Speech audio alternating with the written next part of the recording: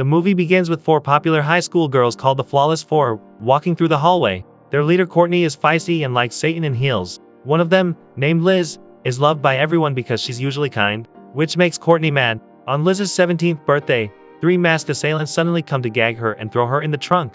It turns out to be her three friends, Courtney, Marky, and Julie. They laugh about the prank and talk about their plans to stuff Liz's face full of pancakes. When they get to a diner where they plan to hang out, the girls excitedly open the trunk, and Courtney takes a picture to capture Liz's surprised face. When they open the trunk, they find Liz dead, with the Jawbreaker candy that Courtney had used to gag her to stop her from screaming lodged in her throat. The girls start to panic, surprised that Courtney gagged her with a Jawbreaker. They hope Liz is playing a prank on them, but she's long gone. Later, they drive to school, and Julie tells them they have to tell someone, but Courtney refuses because she believes people won't understand. Courtney calls in sick for Liz by impersonating Liz's mother and asking her teacher to give Liz's homework to one of her friends. But Julie refuses to support her decision. When they get to school, Courtney tells them they must all go through school like nothing happened to get through this. The girls walk into the bathroom and chase the other girls out, along with one of Julie's geeky friends, Fern. Their teacher, Miss Sherwood, asks one of them to come pick up Liz's assignment because she called in sick.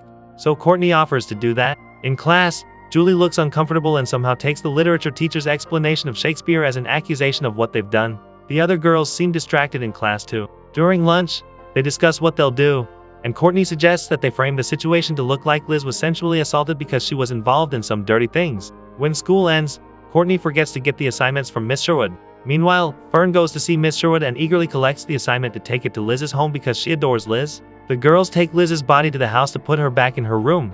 Soon after, Fern gets to the house while the girls are inside. Inside, Courtney and Mackie rearrange Liz's body to make it look like she was assaulted by a romantic partner.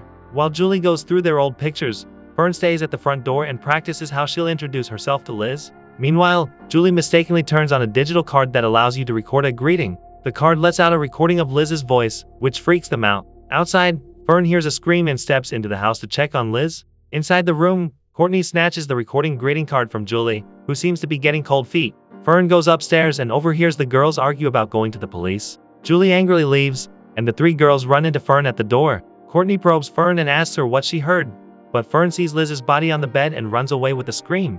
Courtney and Mackie catch Fern and tell her that her overhearing them gives her the power to tell on them. Courtney pins Fern to a wall and tells her that she's always been hiding in the shadow of everyone in the school because she's nothing, so she offers to make her popular and beautiful so she can hide their secret. Julie tells them to let Fern go, but they don't listen to her. The next day, Fern, who now looks totally different, walks with Courtney and Mackie through the hallways and seems to have joined their group. When Liz's parents return, they find her dead and call the cops. Meanwhile, at school, Julie refuses to hang out with the girls because she doesn't support them. Julie walks up to them and commends Fern's new look. Even though the girls make fun of her, Julie informs them that Liz's parents are back and tells them they need to tell someone. But Courtney tells them they don't need to because she made sure that no one would discover their mistake.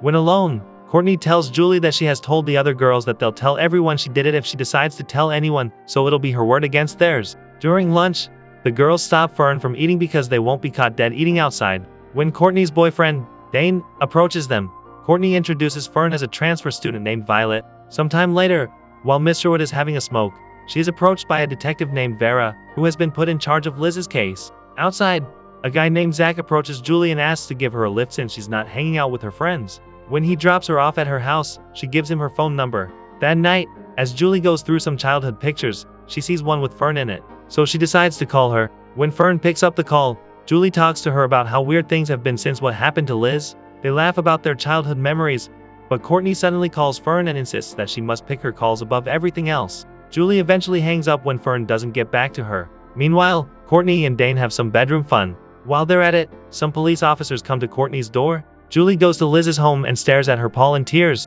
She sees a vision of Liz swimming in the pool, and Liz's mother comes to hug her. The next day, the girls are called in for an investigation, and Vera interrogates them. Vera tries to know who called in sick for Liz and who the guy was with her that night, but nobody says anything. She shows them the Jawbreaker candy, which literally can break your jaw. At school, all the students look sad as they hear the news of Liz's death. Later, Vera goes to speak to Miss Sherwood. Vera asks Miss Sherwood about a young girl who was seen at Liz's front door on the day of her demise, and Miss Sherwood informs her that she sent Fern to Liz's home with her homework. That morning, some of the girls on the cheerleading team approach Violet to get to know her since she's becoming popular. Later, Courtney decides that Violet needs a boy, so they try to get her into the drama club to get her to meet Zach. While they're signing up, Julie approaches them and greets Fern. The girls correct her by telling her that her name is now Violet, which Fern affirms before the girls walk out on her. Julie goes to meet Zach, and he tries to comfort her about what happened with Liz. He tells Julie he's always liked her, and he knew she liked him too. But he never approached her because she was always with the other girls and never gave time to anyone. He takes her to a secret spot where he goes when he wants to be alone, so they stay there together. Meanwhile, Vera interrogates Violet and informs her that her teacher said she took Liz's assignment to her home. Violet tells her that she never officially met Liz, but there was a time when her books fell on the hallway, and Liz kindly helped her. Violet continues to talk about how she sits behind Liz in class and usually stares at the birthmarks on her neck. Vera tells Violet that she's only going to be a true friend to Liz by telling the truth no matter what. But Violet says she doesn't know anything. That night, Violet wakes up from a bad dream where she sees Liz and remembers what Vera had told her. The next morning, Courtney calls Vera to give some private information to help the case. She reluctantly tells the detective that Liz had this secret craving for strange men that only she knew about. She tells Vera that Liz would frequently visit bars to see strange men and have one-night stands. When Vera asks if she knows any of the bars she frequents, Courtney gives her a name. In a flashback, a lady is seen going to that same bar and meeting with one of the men, but it turns out to be Courtney, who later goes to secretly makes love with the same man. At school, several girls start to reserve seats and bathroom stalls for Violet because she's the new talk of town. In the drama club, they talk about her, and they wonder who she is. Violet suddenly approaches Zach and introduces herself as a head cheerleader. She says she's seen two of his dramas and tells him he rocked her world. Zach tells her sports and drama don't mix, but she tells him the rules have changed. Later, Violet goes to make out with some guy who helps her set up a new flashy ride. The next day, she drives the car to school, which makes Marky and Courtney wonder what she's doing. That afternoon, when Zach and Julie go to their secret hideout, Zach tells Julie that Violet approached him and asks her if she knows who she is. When Julie informs her that Violet is Fern, whom Courtney had transformed, Zach wonders why Courtney would ever help Fern. So Julie tells him it's about Liz. When he insists on knowing more, she eventually reveals the secret to him.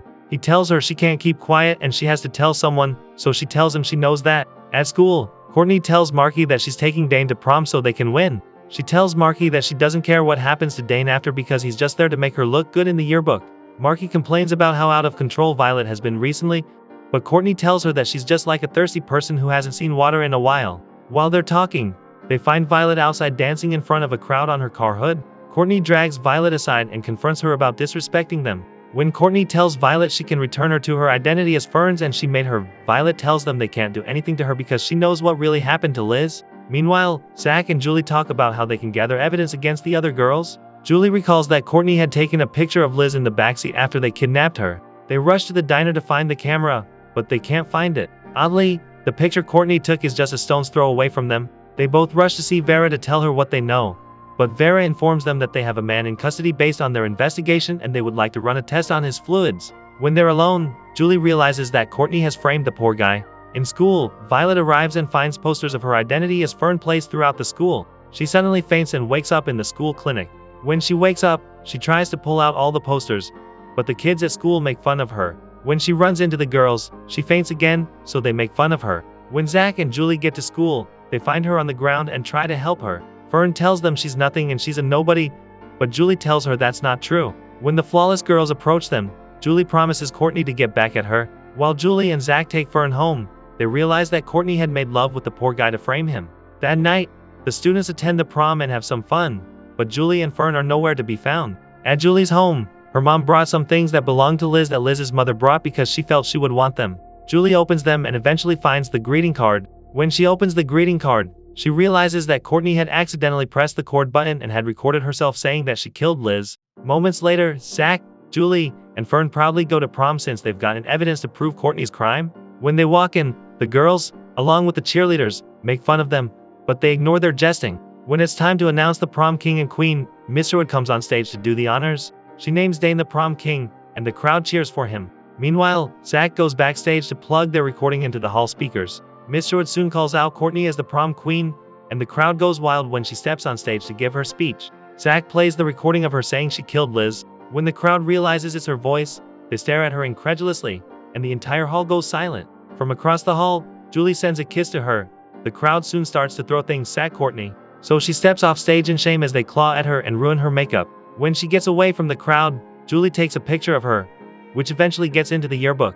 What a wild ride. I feel like this was similar to Mean Girls but with a homicidal twist. What did you guys think of this one? It was made in the 90s.